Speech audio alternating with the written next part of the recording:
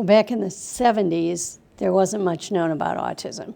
Pediatricians may have read a paragraph in a medical book, so you were pretty much on your own as far as the autism was concerned.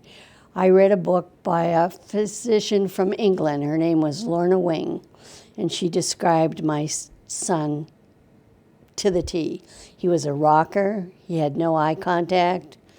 He had very sensory things. We thought he was deaf because he didn't react to sounds.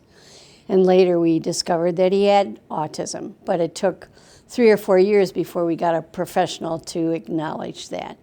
Danny was a Kanner kid. Kanner is a psychiatrist who first describes kids with autism. And Danny would be described as a typical kid with autism.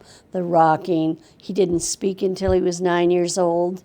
He had many behavior problems. In fact, he was known as the kid with the worst behaviors in the second largest school district in Michigan. So it was very hard, but Danny now is an adult. He lives in the community. He needs 24-hour care, but he has a very full and happy life. So it was worth all the struggle, all the pain, all the meetings, all the hanging in there, but especially for parents, I would say, I had to go with my gut every time. And lots of times professionals would say things like, put him in an institution, leave him there. He'll never do this, he'll never do that. But they didn't know.